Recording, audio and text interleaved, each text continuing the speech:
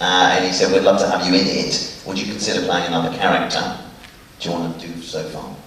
En fait, au troisième film, il n'y avait pas d'adaptation prévue pour son personnage, et donc il a été très déçu de ne pas en faire partie, ce qui l'a amené à faire une thérapie.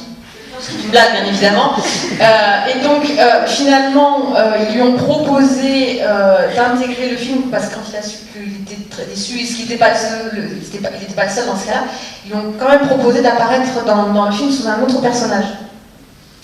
I've forgotten where I was in the story now. Anyway, so yeah, they said, would you play another character? We need a choir conductor for the Frog Choir.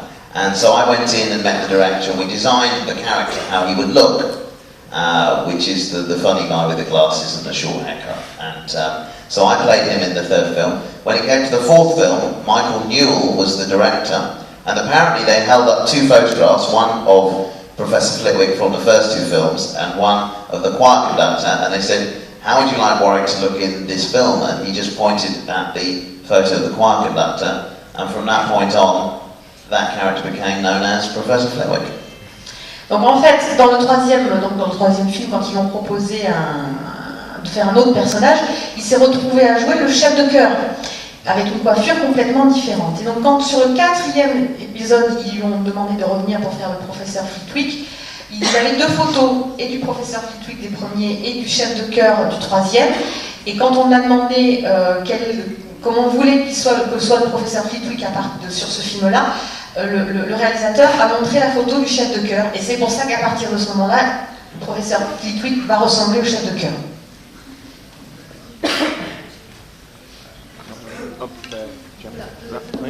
Excusez-moi, j'aurais une question pour Tony. Ça concernerait la série Continuum. J'aimerais savoir s'il va apparaître encore plus souvent dans la saison 2 que dans la saison 1. Merci. So he wanted to know whether or not you're going to appear more in the second season of Continuum than you have in the first one. Well, in the first one I was there quite a bit, so that would be hard. But I am coming back. I won't tell you how. I can't tell you how, but I am coming back. As a matter of fact, I'm going at the beginning of May to shoot that episode. So, yeah, and I love Continuum. I love Continuum because it is the complete opposite of Japan. The character is called Kagami, and he is not a warm, lovable man. Donc, il explique que dans la première saison de Continuum, il est quand même énormément présent, donc il serait difficile d'être aussi présent dans la saison 2. Donc, il ne veut pas nous dire comment il va réapparaître dans la saison 2.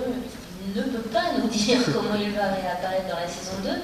Mais oui, de toute façon, voilà, il va revenir. Et il explique qu'il adore jouer son personnage qui s'appelle Kagami, c'est ça ? Kagami, parce qu'il est vraiment l'opposé total du personnage de Geppetto, qui est quelqu'un qui a beaucoup de cœur et qui est très chaleureux, alors que lui, il joue un personnage qui est vraiment très dur et méchant. Merci. Mais merci d'avoir posé les questions. Alors, j'ai le regret de vous annoncer qu'il y a la dernière question. C'est moi. Voilà. C'est une question pour Warwick Davis. C'est pour savoir comment il a vécu le fait à l'âge de 11 ans jouer dans le plus grand film de la saga Star Wars, et surtout qu'est-ce que ça lui a fait de devoir chaque jour se déguiser en ours en peluche.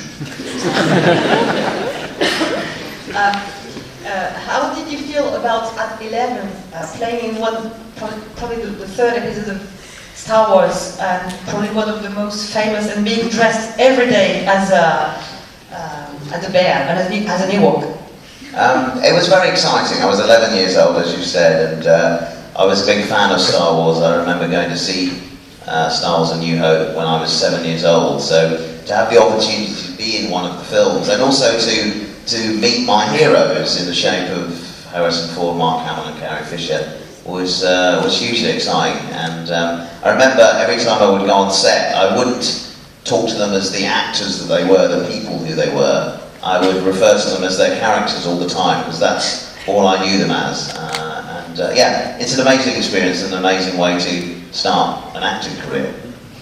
Donc il était évidemment très excité, on peut comprendre, puisqu'en fait en plus il était fan lui de la série, de la série Star Wars déjà avant, puisqu'il avait vu le premier épisode, il avait 7 ans, donc évidemment à 11 ans jouer c'était quelque chose pour lui, d'autant que ça avait une opportunité pour lui de rencontrer ses héros de la série. Et d'ailleurs quand il arrivait sur le tournage, il ne s'adressait jamais à eux en tant que Carrie Fisher, mais en tant que leur caractère, leur personnage dans le film.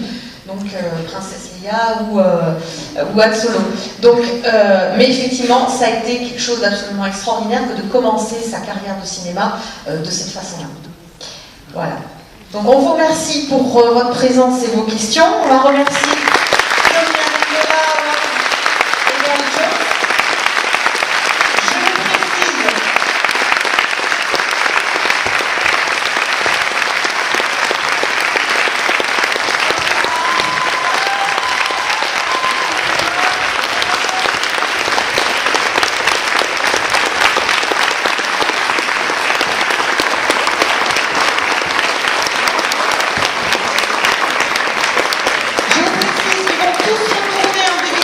pour un petit moment donc sur le stand.